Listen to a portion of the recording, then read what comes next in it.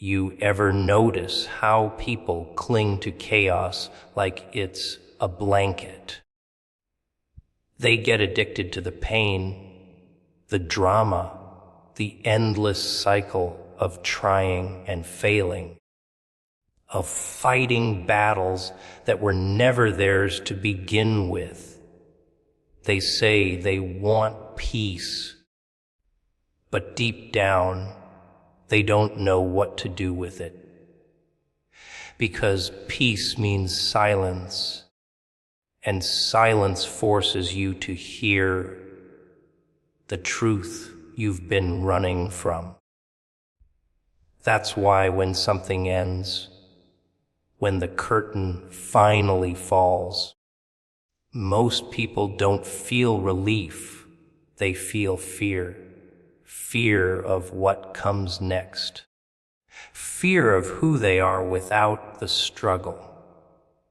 The end is not destruction, it's liberation. People panic when they hear the word over. They tremble when they hear finished.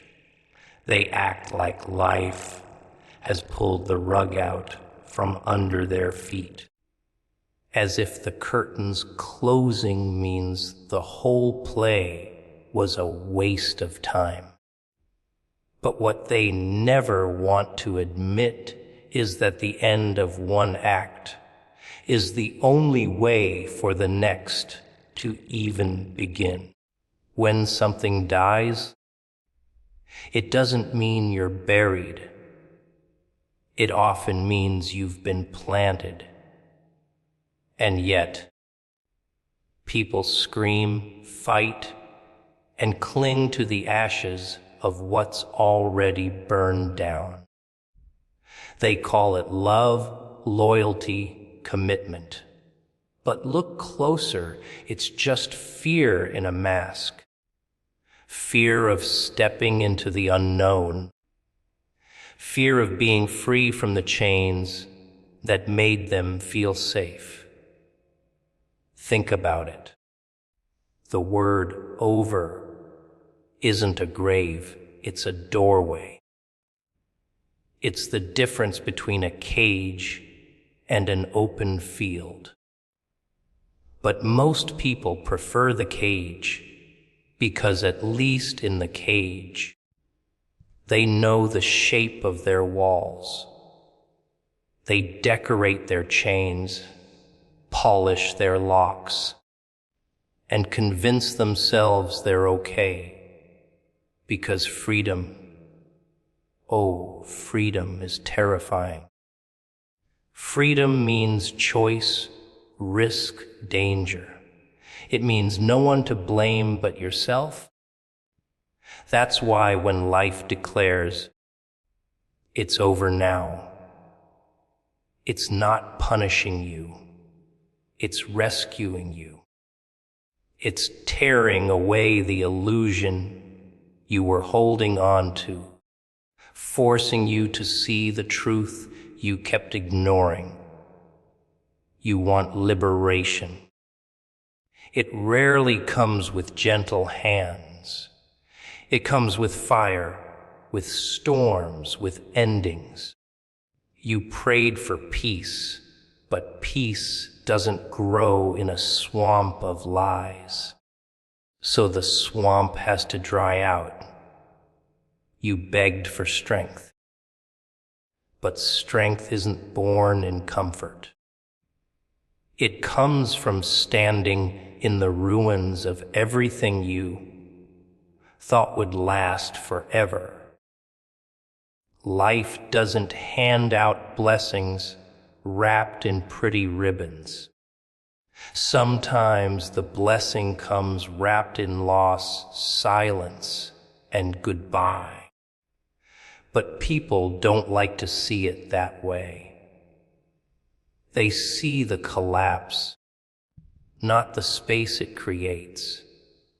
They see the death, not the birth that follows. They see destruction, but they miss the liberation hiding behind the rubble. Have you noticed how heavy it feels when you carry what's already dead? A relationship that's long gone, a dream that expired years ago, a version of yourself that no longer fits who you've become. It's like dragging a corpse around and then wondering why you're exhausted. And when life says, it's all over now, it's not mocking you. It's dropping the weight off your shoulders. But what do? You run back, dig through the ashes, and cry because the fire didn't spare your favorite illusions. You don't see that you've been set free. You only see what you can't cling to anymore. The truth is, destruction only exists if you insist on keeping the pieces. Liberation happens the moment you stop trying to glue back the glass. Stop pretending the wreckage can stand again. You call it an ending, but it's really a release. You didn't lose something. You were delivered from it. That's the paradox. The scariest goodbyes are usually the most merciful ones. Life isn't cruel when it takes. It's precise. It cuts away what poisons you. Even when you'd rather drink the poison than feel the emptiness. People get addicted to their prisons. They'd rather sit in chains than walk into freedom. Because freedom doesn't come with instructions. But that's the beauty of it. The moment life declares it's over, you've been handed a blank page. A blank page frightens people more than a tragic ending. But it's in the blank page where the liberation lies. That's where you're no longer bound by what was written before. You're free to carve out something new, something truer, something that doesn't rot in your hands. So when you hear, it's over, don't hear destruction. Hear liberation. Hear the sound of locks breaking, walls collapsing, masks falling. Hear the silence that comes when the lies stop speaking. Hear the freedom in not needing to carry what was never meant for you. The end is not destruction. It's the first breath after suffocating. It's the light breaking in after endless nights. It's not punishment. It's mercy. It's not the grave. It's the escape. People think survival is about holding on, gripping tight, never letting go. But that's the real trick life plays.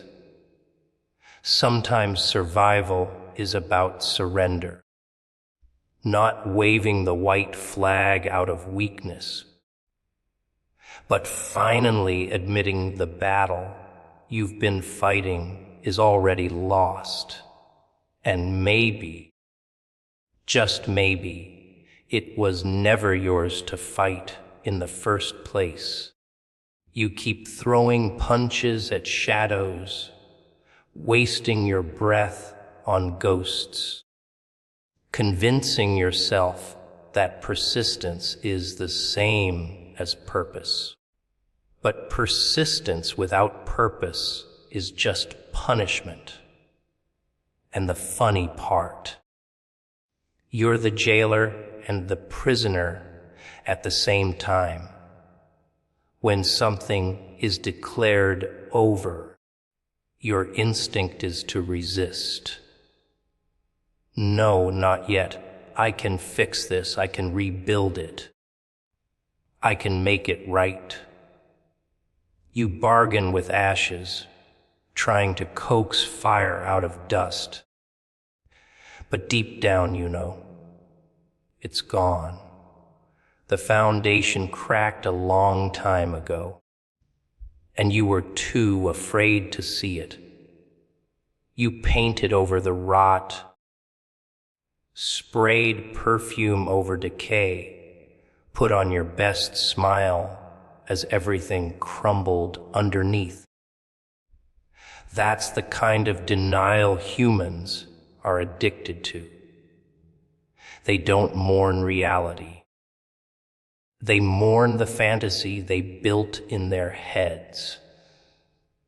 And when life rips that fantasy away, they don't cry because they lost the truth. They cry because they lost the lie that made them comfortable. Look closely at the word over.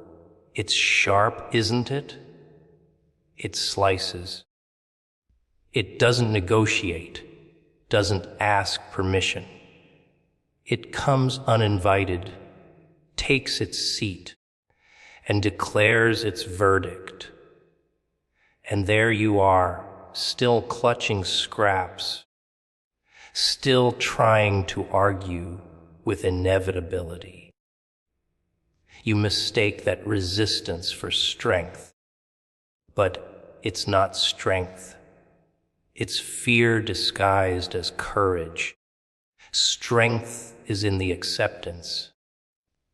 Strength is in the silence when you stop fighting what's already done. Strength is walking away, even if your legs tremble. That's what people don't understand. They think surrender is losing. But surrender, real surrender, is freedom dressed in humility. Ever wonder why endings feel so violent? It's because they're surgery without anesthesia.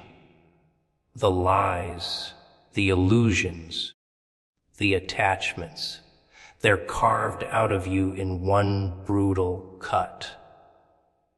You scream, you bleed, you shake, but without that cut, you rot. Without that cut, you remain tied to a corpse, chained to something that no longer breathes. Life doesn't wait for you to be ready, because if it did, you'd never move. You'd cling to the familiar forever, even if it was slowly killing you. So it ends it for you.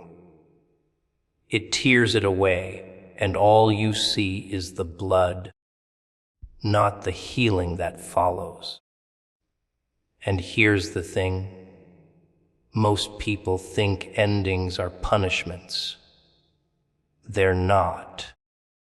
They're protection. You don't realize what was hidden behind that door until it slams shut. You don't realize the weight of what you carried until it's ripped from your hands. You call it loss, but maybe it's rescue. You call it heartbreak, but maybe it's detox. You call it failure, but maybe it's the one chance you had to stop chasing something that was never meant for you. The pain isn't proof that you're cursed. The pain is proof that something poisonous has been cut out of your life. But you'd rather keep the poison, wouldn't you? Because poison is familiar. It tastes bitter, but you know the taste. Freedom tastes strange, unsettling, too clean. You crave the chaos you're used to, even though it breaks you down. That's why surrender feels impossible. Because surrender means you no longer control the narrative. It means you accept that life, fate, God, whatever name you give it, knows more than you, and that terrifies you. But here's the paradox. The moment you let go of your illusion of control, you find a kind of power you never knew existed. You think the fight defines you, but sometimes it's the release that does. Sometimes the bravest act is to unclench your fists, stop screaming at closed doors, and walk into the unknown with empty hands. People will laugh. They'll call you weak. They'll say you gave up. Let them. They're still in their cages, still hugging their chains, still pretending broken things are whole. You will be free. You'll understand what they never willed, that when something is over, it's not your job to resurrect it. It's your job to rise from it. Surrender isn't the end of the story. It's the tearing of the old page, the crack in the script, the silence before something new begins. The moment you stop fighting, you stop bleeding. The moment you release, you breathe again. You thought you'd drown without it, but now you realize you were drowning because of it. Life doesn't ask if you're ready to let go. It rips it away and dares you to see the gift inside the grief. And only when you stop resisting do you finally understand that surrender isn't death. It's the beginning of life without chains. You know what's funny about silence? It screams louder than words. When someone who used to talk to you every day suddenly goes quiet, when their energy changes, when their face looks calm, but their eyes tell a different story, that's not nothing. That's a sign. That's a broadcast without sound. But people ignore it because they only trust what they can hear, what they can touch, what they can measure. They don't realize that the most important warnings, the most dangerous truths, don't come with alarms or flashing lights. They come quietly, almost gently, like a whisper that keeps echoing in your head long after it's gone. That's how life delivers messages. Not in your comfort zone, not when you're expecting it, but in strange shifts, in patterns you can't explain. One day everything feels fine. The next it feels heavy, dark, like the air itself is warning you. You walk into a room and feel tension without a word spoken. You meet someone, and their smile doesn't match the weight behind their stare. That's not paranoia. It's perception. It's your soul detecting what your mind is too distracted to notice. And if you're honest with yourself, you've felt it before. That shiver down your spine, that gut feeling, that unshakable sense that something isn't right. But instead of listening, you push it away. You laugh at yourself, call it imagination. Keep moving like nothing happened until the disaster hits. Then you say, I knew it. I felt it coming. The tragedy is, most people wait for the explosion before they believe the warning. They wait for betrayal before they admit they saw the signs. They wait for the collapse before they admit the cracks were always there. Because humans are addicted to lies they tell themselves. Lies that keep them comfortable. Lies like, no, it's not that bad. No, they wouldn't do that to me. No, it's just stress, it'll pass.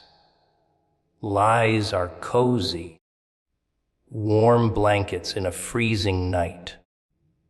But blankets don't stop the storm. They just delay the chill. And then, when the storm crashes down, people cry as if they weren't given clues. But the clues were everywhere, weren't they? In the silence, in the shift, in the unease they felt and ignored. Every great fall is preceded by signs. Always. Nothing collapses without first trembling. No mask slips without a crack appearing. But people don't look closely, because looking closely means they'd have to act. They'd have to change. They'd have to change. They'd have to confront truths they don't want to face.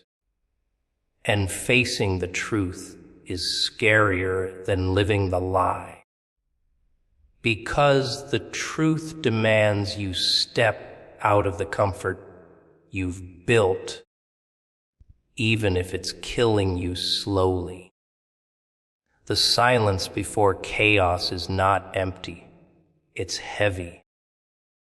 It's the pause before the scream, the breath before the plunge. That's when you should pay attention. That's when you should sharpen your senses, not dull them. But people numb themselves with distractions. We drown out the whispers with noise, fill the void with entertainment, gossip, shallow pleasures. They silence their own soul, so they don't have to hear the warnings it's screaming. And by the time they stop to listen, it's too late. The fire has already started. The damage is already done. But here's the thing. Warnings aren't punishments. They're gifts. They're the universe reaching out, giving you a chance to prepare. to escape, to strengthen. If you ignore them, the fall feels like cruelty. If you listen, the fall feels like strategy. One choice makes you a victim. The other makes you ready. That's the difference between people who break and people who rise. One was asleep when the signs came. The other was awake, alert, watching, waiting.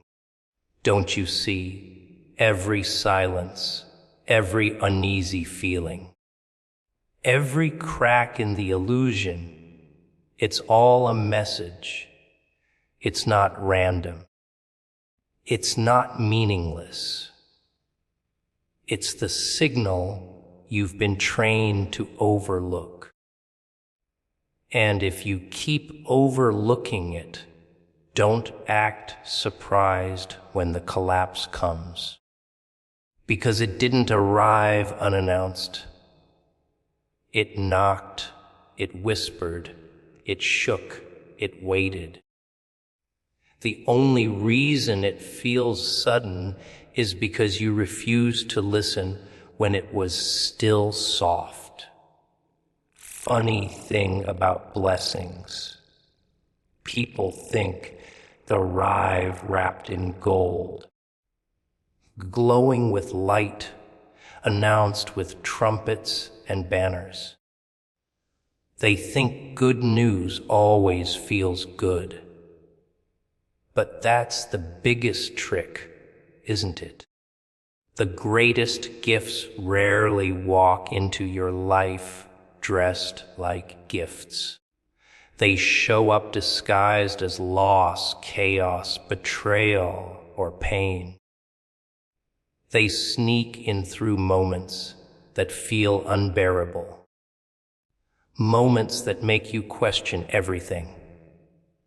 And because it hurts, you assume it's punishment. But what if it isn't? What if it's preparation?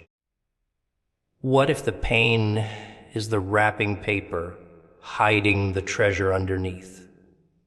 See, before something big enters your life, everything that doesn't belong to that blessing has to leave.